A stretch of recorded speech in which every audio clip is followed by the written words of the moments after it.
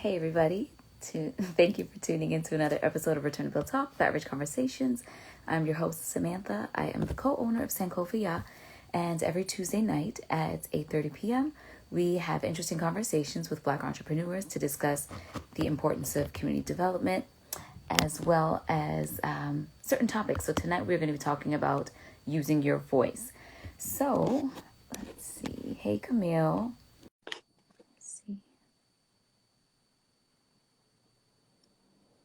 All right, we're just going to wait a second.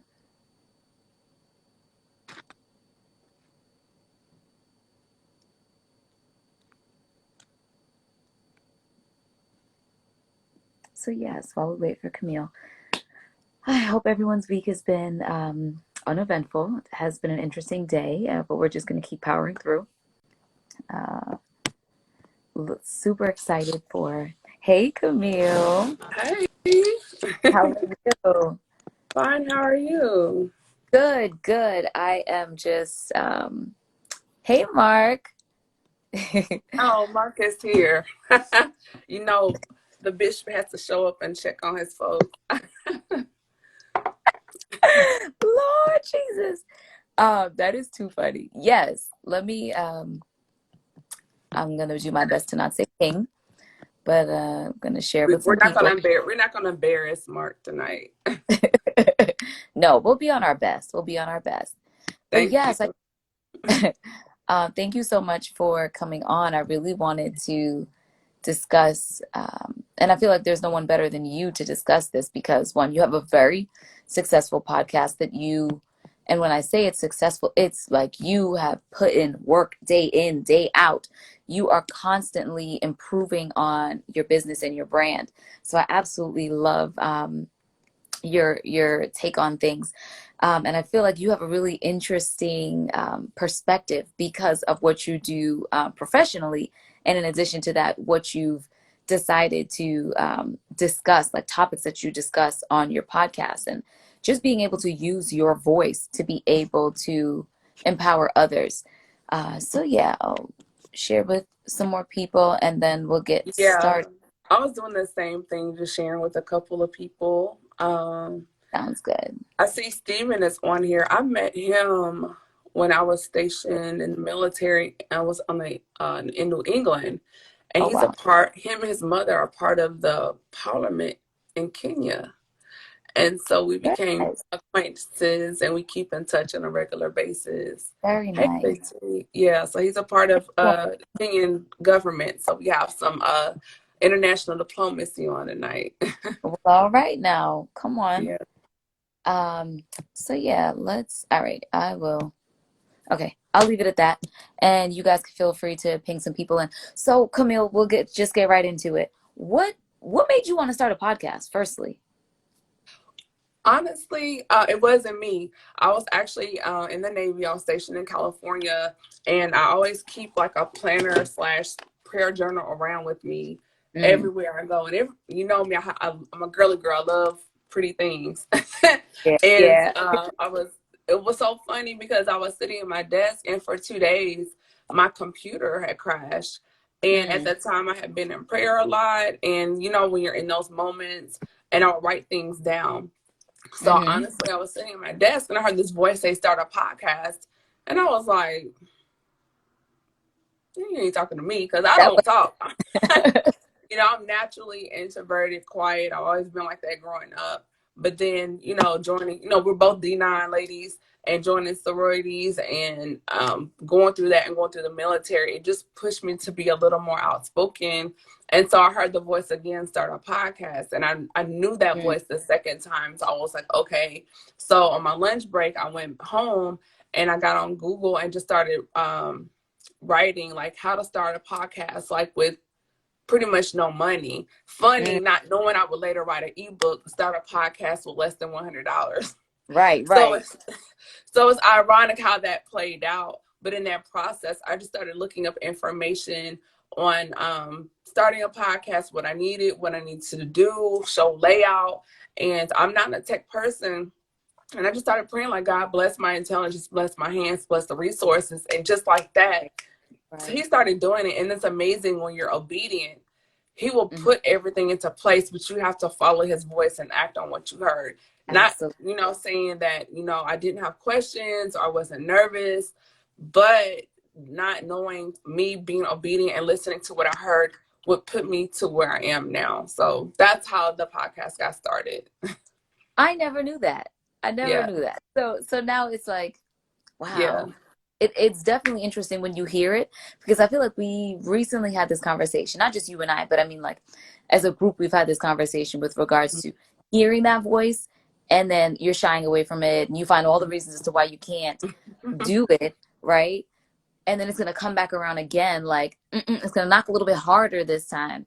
So really, it's good that you took heed the first time, because you've been able to impact so many people by using your voice. And as you said, you were naturally an introvert. So how did it feel once you started getting into podcasting? How did you start finding people that you were going to converse with, and how did people just start coming on? So, okay, so this is not a shameless plug, but the podcast since then has been picked up by different media outlets. But the first episode, I was talking, and you can hear the nervousness in my voice. And then I tried it again, and I was like, I don't want to hear myself talk. I don't have that much to say.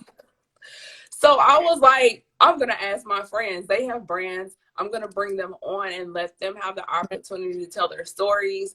And then I felt more comfortable doing that, because it's easy when you're talking to your friends. And so Right. that's how that door opened. I just started bringing on my friends that have businesses, entrepreneurs, or some type of ministry, Mm-hmm. just to take the attention off of myself and put the Mm. spotlight on you. Because if you're a naturally talkative person, I can get the microphone and ask a question and just let you run with it. I'm just like, oh yeah, okay, and give those filler questions and let you handle it. People are, oh girl, you're so good. I'm like, child, thank you. But it's all you. So it's just being strategic and being honest. That's what that is. So yeah. But so now, as you did that, so okay, so for people who are now jumping on, we're speaking with Camille Essick, host of the Speaker Podcast, owner of Chemistry Room Spray, and Room three-time, fragrances. Room sorry, fragrances. fragrances. Excuse me, not room spray, fragrances. It's okay. So yes. So when you originally started your podcast, it was just more so having on friends and other entrepreneurs and things of that nature. But from what I know of you, I feel like your content is it's heavy. Like you have to be prepared. You got to come with your armor when you're going to sit down and listen to these interviews. So how did it go from entrepreneurs to talking about depression and childhood abuse and all of these intense conversations that we really need to have in our community that sometimes we shy away from? I think within the Black community, it's such a taboo. I'm a PK, a preacher's kid, and growing up in church, the generation of what goes on in this house stays in this house. It stays within the confines of our home. You take it to the Lord in prayer, you shout over it, you pray fast, and you're good. Mm, But with even things I experienced in my personal life or my friends growing up in church, dealt with some very detrimental things, some very harsh things.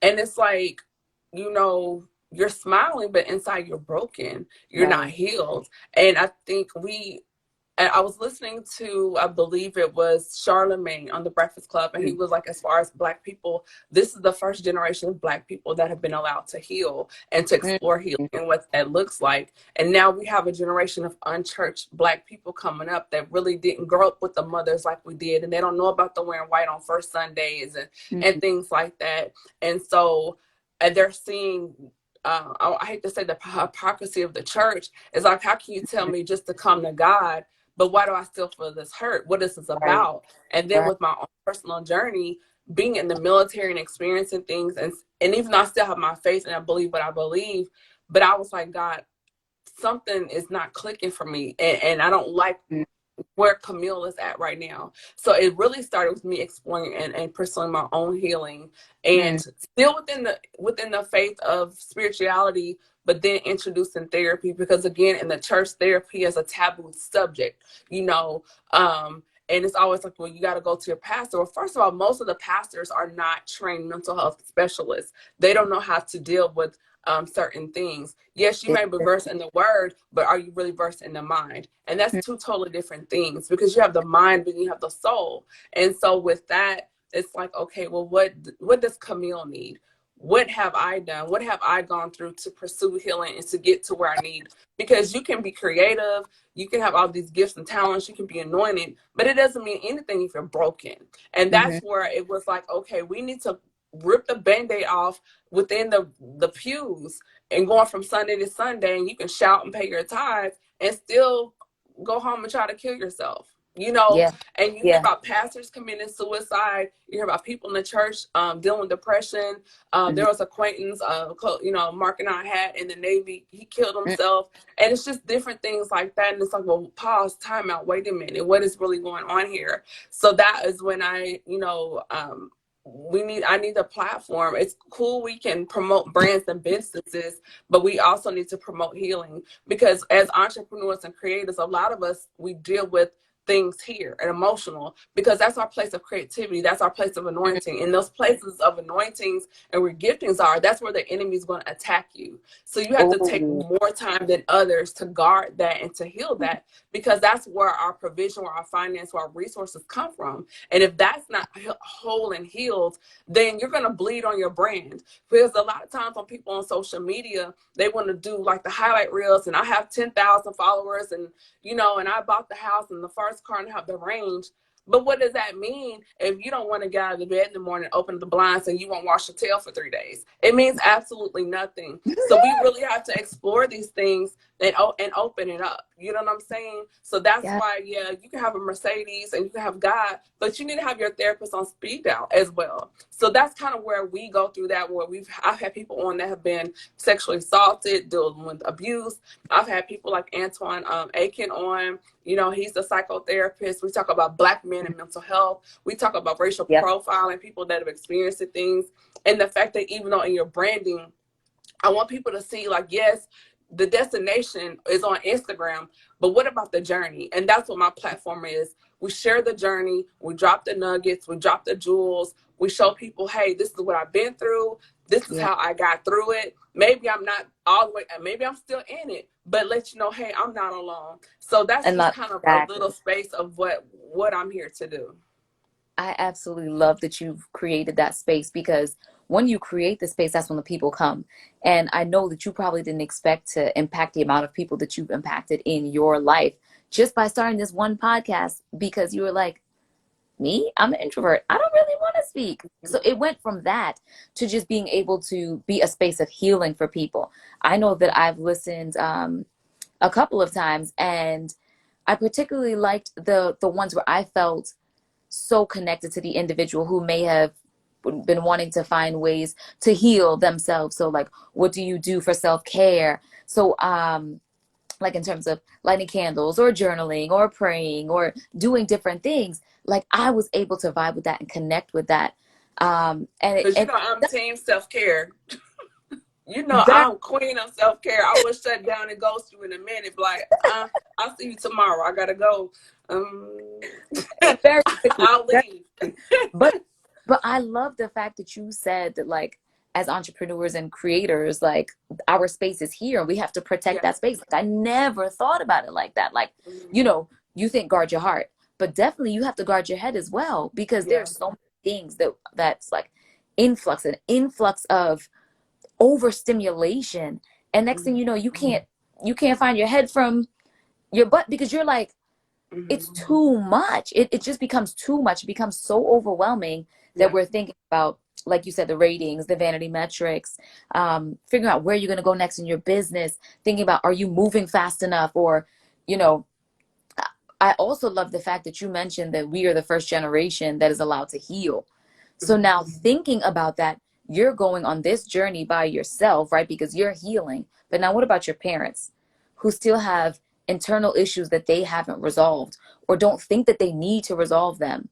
How do you help them while still trying to push yourself forward? So it is really a sensitive place where we are. in our generation, because we're really, and I feel like that was just like maybe 10 years ago, when everyone was like, well, you're in between that space where you're in college, and like the generation before us was more so interested in marriage and, settling down and all those other things. And then the ones after us were like instant gratification. And so we are always juggling between employment, or, success and livelihood and things like that. So we're in that space again, but it's in a mental health space. So it's so interesting that you brought that up. And I love the fact that you bring on, like when you spoke with Antoine and you talked about Black mental health, because that I feel like people have been saying that that's a taboo for like 15, 20 years now. And it's but still, particularly for Black men. And that's yes. the conversation we had. Because Black men within this country, there's a trope of toxic Black male masculinity, as far as labels, and how a Black man is told how he should show up versus how he should be allowed to show up. And that's a difference too. And then for him also then coupling orientation on top of that, and that's another conversation. So you have all of these different layers, whether if you're on this side or that side, and there are things there that Black men are told not to be, because from the moment they walk out of the door, you have a target on your back just because you're a Black male, whether it's dealing with the police or even, with my sorority sister, Lord rest her soul, Sandra Bland. We saw what happened with her, or we look at George Floyd and the thing, Ahmaud Arbery, and we can just go down the list. And so then when you have that, and they're hate to say it, being attacked and emasculated in the workplace, in retail, just to shop, and then to come home and then deal with being, and I hate to say it, sometimes by their partner or spouse or whomever, emasculated at home, that's a whole nother level of stress. And so we have those conversations to unpeel and unpack that as well, to open up a dialogue, because I want my platform to be a safe landing path for Black men and women, not only in entrepreneurship, but within ourselves, as far as our mental health and our journeys to healing and wholeness. Absolutely, absolutely. So where do you think, where's the future for the Speaker Podcast? Like, I know that in addition to doing the Speaker Podcast, you had a conference. I attended, or I viewed the conference last year. Oh, Heart and Soul. Yes, Heart and Soul. Oh Yeah. my gosh, y'all, that was such an amazing conference. And I'm not saying that because I know you. I'm saying that because the people that you brought on, including Mark, who was on there, like, have you ever been filled? You know what I mean? Like, I felt full when I was done listening to all of the stories and the conversations, and hearing the different point of views, and realizing as Black people, we can all have different opinions, and there's nothing wrong with that. Sometimes we always feel like we need to, just because we want to stick together, it means that we need to have the same point of view. And we're not always going to have the same point of view. A lot of the times we're not going to agree on, there are so many layers to us as Black people.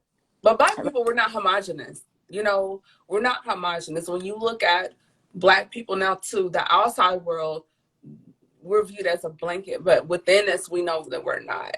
We're not monolithic. We're very diverse. There were so many layers, hues, colors, contexts, cultures, and subcultures. And I think now through social media, they're starting to get a peek of that, and to see like, oh, you're not all not the same. But each of us that are part of these communities, we have to be vocal and realize that we're representative of even parts of our cultures and subcultures, and to show up in excellence and to represent those components with excellence, and to not to be a stereotype or a caricature. And I think goes back to healing.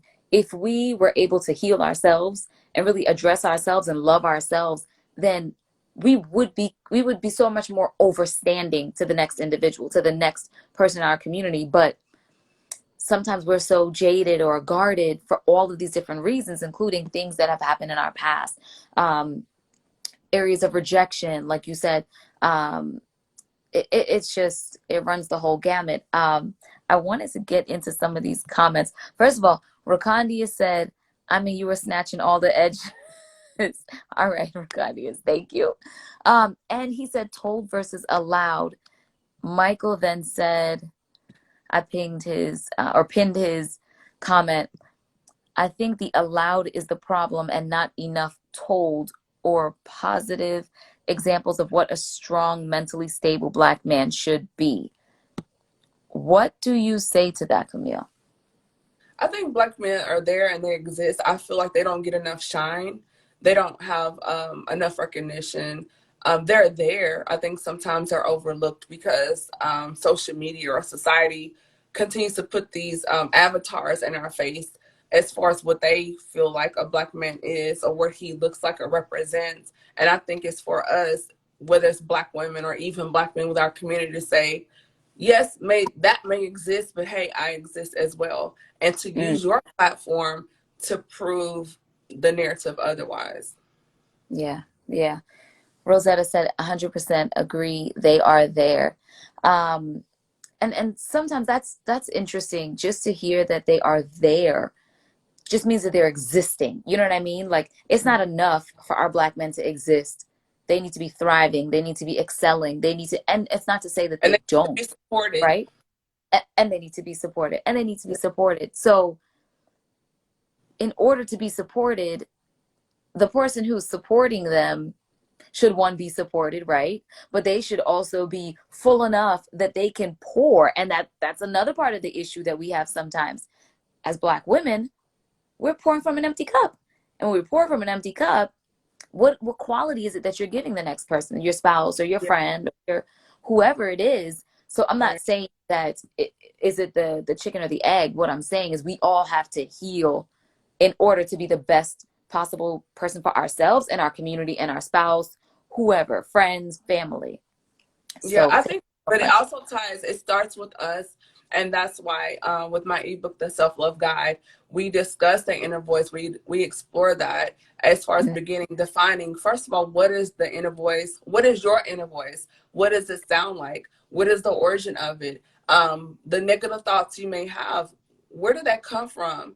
Who Mhm. told you that? How did that make you feel in that moment when it happened? And there's a whole process I'll walk you through as we look at that. Mhm. Because as I say in the beginning of my self-love guide, um, you have to ask yourself when you're talking to yourself, like for example, you and I are friends offline and online, and the things that if you're going through something, I should be there to encourage you, to motivate you, to inspire you, to help you find resolutes. However, if I'm saying things, well, Samantha, you knew better than that, or girl, you knew he was crazy when you met him.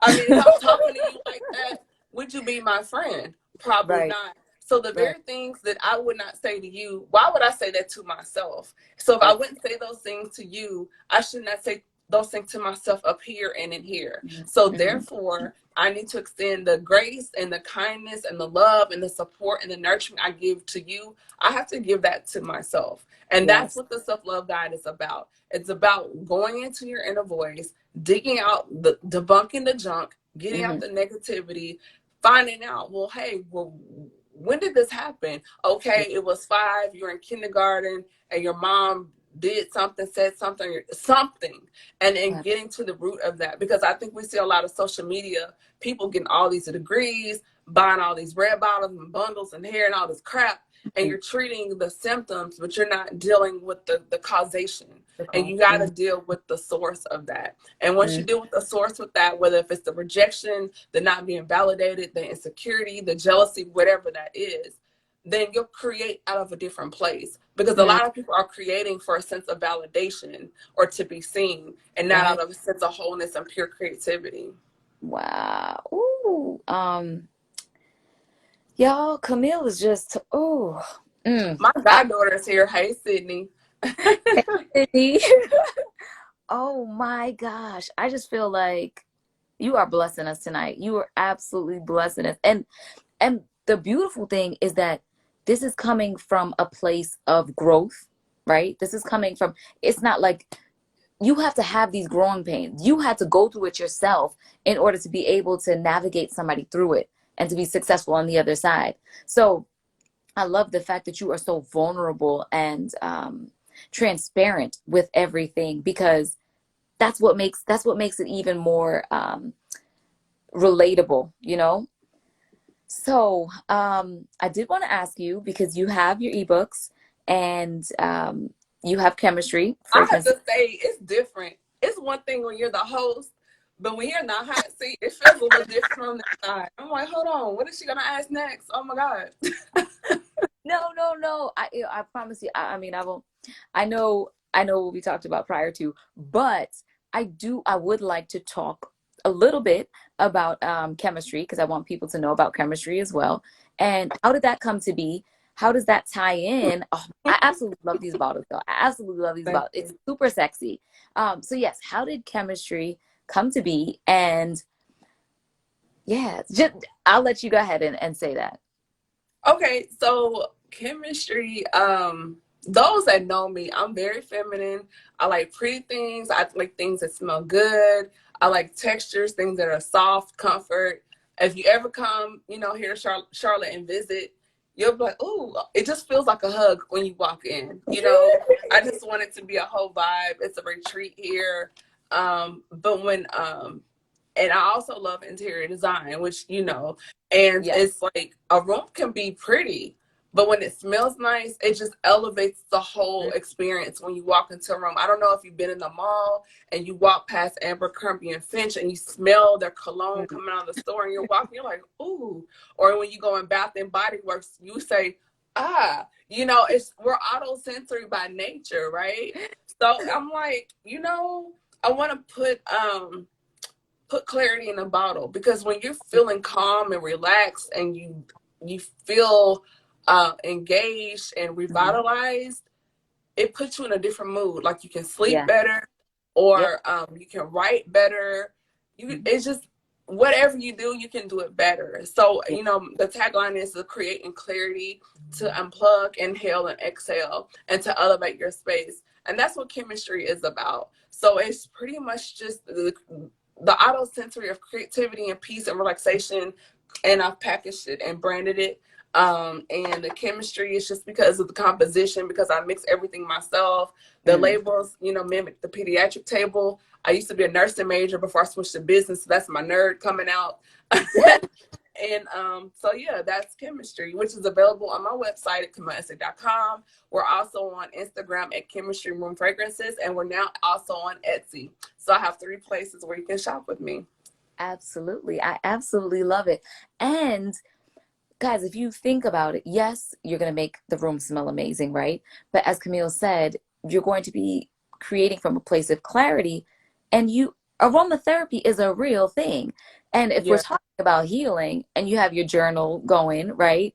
Yourself, your guide, and you self also love, guys.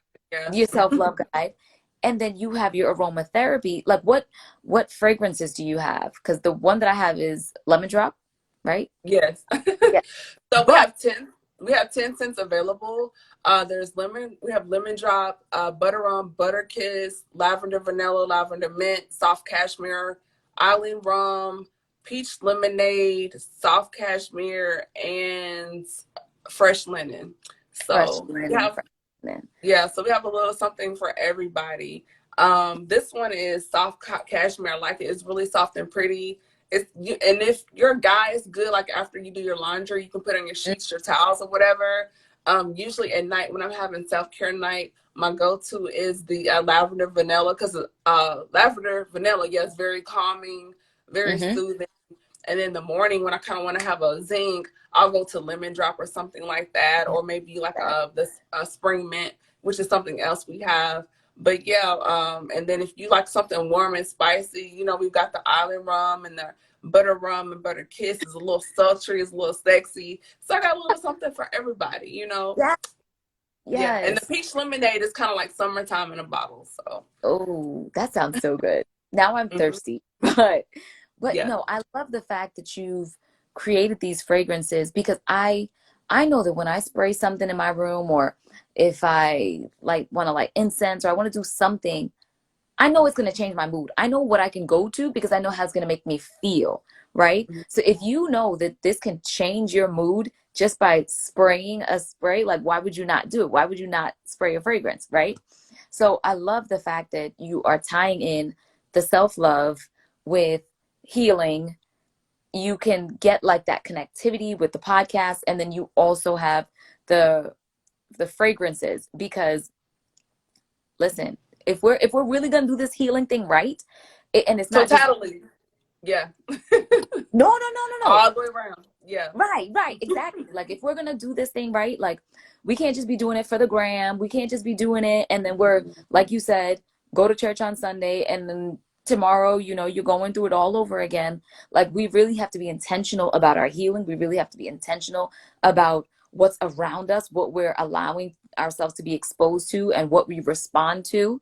So yeah, definitely having a very nice fragrance or beautiful smelling place is very important. So I absolutely love everything that you're doing, Camille. Let me see. Did you have anything else that you wanted to let us know about before we wrap up? I would just say, just protect your space. I know for myself, going through the healing process, one of the things that I've done and continue to do periodically, I evaluate my circle and the people around me. And I was listening to Kiara Sheard on the Breakfast Club, and she made the comment that people in your life, were like, she used the metaphor like water, and in that you're either a drain or a fountain. And Mm, so you have to realize, are these people draining you? Are they emptying you out? Or a fountain, are they refreshing you? Are they pouring into you? And vice versa, because you don't want to be in a situation where it's one-sided. You want to be in a space where it's equitable and reciprocal. And if you're always pouring out, or if you're always the one taking, that's not equitable. That's not fair to the other person. It's not fair to yeah. you. And so you have to realize, as you're moving, in the space, are you moving this way? Are you guys doing this?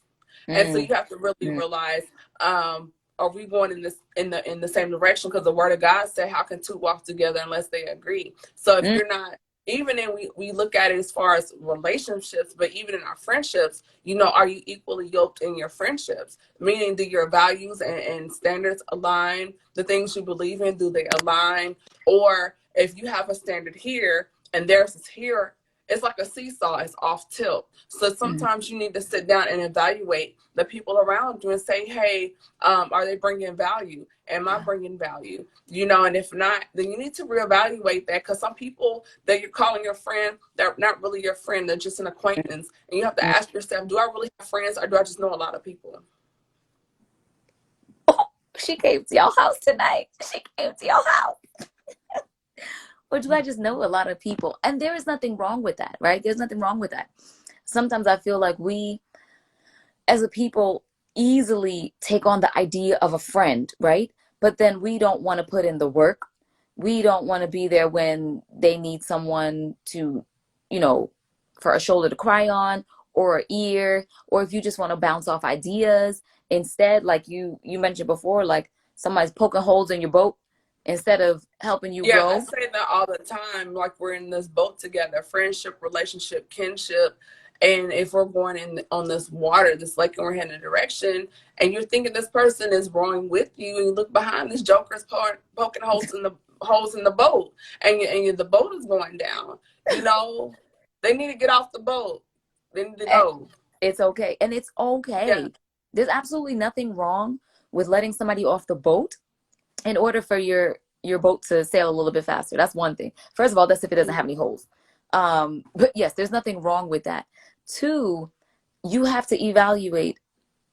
Not everybody is going to go on that next journey or that next phase of your life with you. Some people are just but for a season. They feel the need, or they've taught you something that you needed to learn in that time, and then it's time to move on.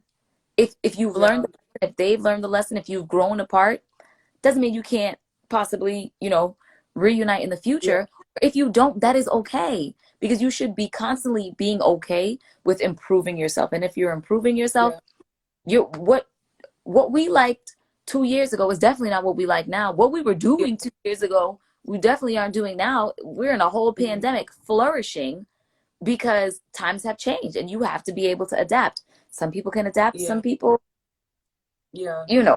Yeah, but I would just say, which with each level or chapter in your life, there's an exodus, meaning either you're gonna leave or someone's gonna leave, and you have to Mm, realize that it's a part of the process. everyone is not going to make it to you with you to the finish line. Excuse me, and that's okay. But you have to understand, even in that, when you show up, everyone is not going to be happy for you. Everyone is not going to root for you. As much as you want people to be your friend, everyone's not going to be your friend. And I say that because you have to realize your presence is going to cause disruption. Why? Because your process is different. You're being processed differently. And because of that, you'll be in spaces and like, oh my gosh, where did Samantha come from? And you're going to disrupt the space because what you have to bring to the table is not status quo. It's not the norm. And so and when that happens, there's going to be a little bit of rumbling and shaking, and there are going to be some ruffle feathers because there'll be some people that have been doing it 5 years, 10 years, however long, and you're going to come in and they're going, well, who is she? Like, how dare her? But it's not for them to understand and comprehend. They just need to know that God has opened that door for you and that space has been provided. So when you look at Psalms 23 and David's like, he prepared a table before me in the presence of my enemies. That scripture is also prophetic. In order for you to eat, that means your enemy has to be present and watch you eat at the table. What? Oh, yo, I just wish I could pause this right now because I just need to take a minute to breathe. What do you mean? What do you mean? So when you read Psalm 23, that verse is actually prophetic because he said he prepared a table before me in the presence of my enemies. So the table is being prepared. The enemy is there. They have to be there to watch you to eat because it's written in the word. He prepared a table before me in the presence of my enemies, so that he's watching you eat at the table. He might be at the kiddie table, but he's not at the buffet with you. Yo, I'm gonna head out because this is too good right now, Camille. This is too good right now. And she's just looking like real serious, like, yeah, that's what it is. That I think we're gonna yeah, I think we're gonna have to stop right there. Like I need to digest that. You remember the book Reader's Digest? I need to digest that. That was a whole right. Rosetta said, baby. That was serious. That was serious. Yeah. And wow. Y'all, that was take that home with y'all and let that.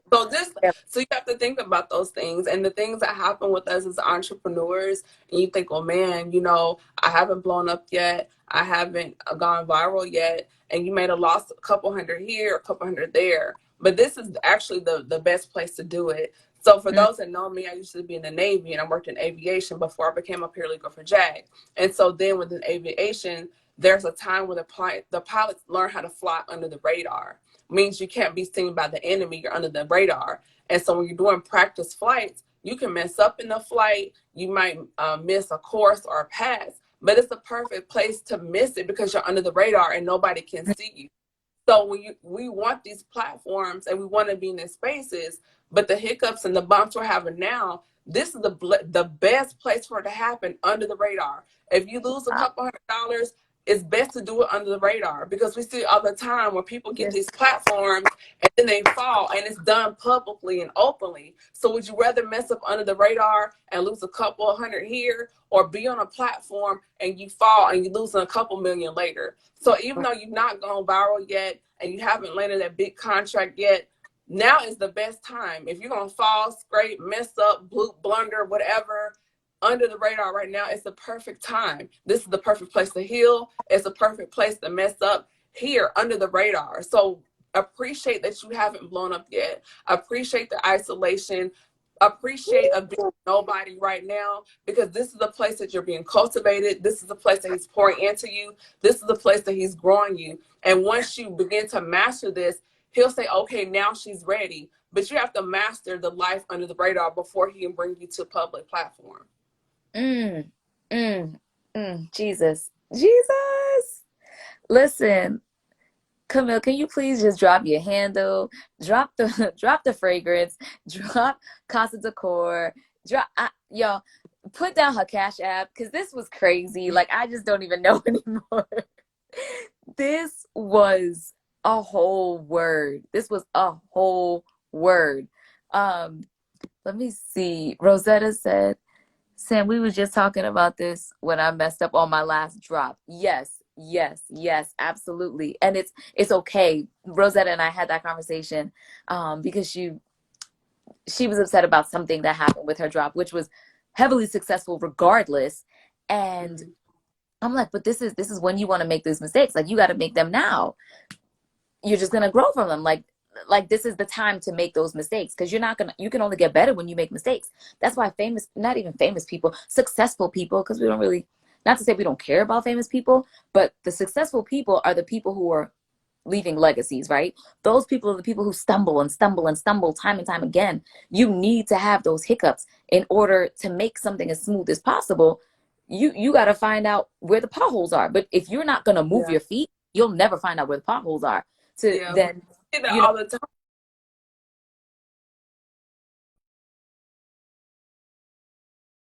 I, time. Before, people have heart attacks, from down with overdoses and dealing with addiction mhm, and all this stuff. Is because that was already there. The money just gave them the access to have more of it, but they never healed and deal with their brokenness before they got to the platform. Because you know why? They didn't master life under the radar. And so mm, that's when you see the celebrities falling and we hear these tragic stories because they yeah, did not heal and deal with those things before the notoriety and the money and the fame and the glitz that happens. absolutely. I feel like we've spoken about this before, and I've definitely been hearing this like constantly through the Bible, just that like, if you are if you're happy with little, right, then he'll give you more. But sometimes he just wants you to be in this space where you are just to see what you'll do with it. Because Yeah, if the word of God you says, wherever I found myself to be content, paraphrasing, whether I be a base, I think it was Paul, whether I be a base, where I be abound, whatever he was in, he learned to be content in that mm, space. And a lot of times we complain, oh man, I didn't get a sale today and I did it, and it's like you have to look around and be grateful and look for what you are. Because a lot of people, the graveyard is full of millionaires because why? They never wrote those books. It's full of libraries of all the people, the brands that never started. So the fact yeah, that you're even starting, be grateful. And even for myself with podcasting, I could have complained, oh my gosh, I don't know how to podcast. I don't know how to design. But you know what I did? I said, God, bless my intelligence, anoint my mind, bless my mind with the intelligence, and guide my hands on how to podcast, how to edit, how to create. And in doing that, doors opening. And now being in spaces, connecting with people I never thought I would have been able to connect with. For hmm, someone that, grew up very introverted, shy, did not want to talk. I was the girl, boys didn't want to talk to me. I had the big Coke bottle glasses and ponytails. They weren't checking for me. But in that, you have to learn that rejection is a protection. And in those times, I didn't realize under the radar. And even now, I'm still under the radar. He's still refining me. He's still cultivating me, but hmm, he's building me and showing me. And with you and everyone else watching and listening, you have a voice. Your yeah, voice matters. You have something to say. We all have a story, and we yeah, need to share it. Even for myself, to be yeah, confident and to say, you know what, I'm here for a purpose and a reason, and to know that you're the Joseph or the Lydia of your family, and that yeah, the people that doubted you then will depend on you later. And you have to continue to remind yourself of these things, and just know that the people that walked out of your life, the people that broke your heart, the people that walked away, it's all for your good. Because at the end oh, of the day, all these things create stories and narratives that will turn into monetizations later. And no, it's not about the money, but it's about the promise God put on your life. It's about the provision that you will be for your family and for the generations. And you have to mm, remind yourself of that. And say, one day I was a week ago, I was in my kitchen just thinking about some stuff, and I was crying like, God, I've been going through this stuff and da da da da. And he said, you have to, because you're the Joseph of your family. mm-hmm, mm-hmm, mm-hmm. It's part of the name. When you look at Joseph's story, he would not have been Joe if he had not went through what he went through. So it was necessary. I have to take you this way because of what I'm going to birth through you. You have to go that route. It's inevitable. Camille, I am floored. I am floored by the wealth of knowledge that you have, your wisdom, and oh my God, you're just such a genuine soul, and I absolutely love you. I love you too, girl. Rakandia said, Camille, when Jesus leaves your house, can you tell him to swing by my here, by me here, What's that commercial? by I'm sorry, here? my brother. You got to get your own.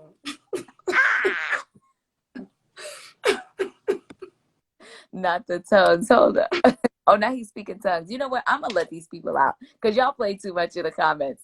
But yes, Camille, this was such a good chat. I want to say thank you for opening up your space, and I really like it. It's cool. Like I like this. This is a lot of fun. So thank you for sharing your space with me. I really appreciate it. I'm humble and honored that you even asked me. So thank you. Oh, well, I think highly of you. So yes, it was nothing. It was a no-brainer. But yes, please tell the people one more time where they can find you, where they can find chemistry. Also, y'all follow Casa Decor because as Camille said, she loves doing interior designing, and she's one of them people that'll just get like a little like rinky dink box or whatever, and it'll turn into something like real fancy, and she'll put the knobs on there, and she'll just be doing it. And I'm like, how the heck does she do all of this? Like, I was like swiping to see the end. I'm like, oh, this is nice. And then I can imagine the room sprays go, or the fragrances in the background. And I'm like, y'all, I get excited when I look at the pictures. I get excited because I can't do those things. But so I live vicariously through Camille. So please tell them where they can find all of your goods and the self-love book. And yes, the fragrances. Okay. Well, those, if you hit the link in the bio, be sure to follow me on Instagram at Camille.Essick and shop with me at www.camilleessick.com. Chemistry Room Fragrances is available here on Instagram as well as my website and on Etsy. The Speaker Podcast seasons 1 through 7 is streaming right now on iHeartRadio, Spotify, Google Podcasts, and we've now been picked up by Pandora, so I'm excited about that. Yeah, we're with Pandora now as well.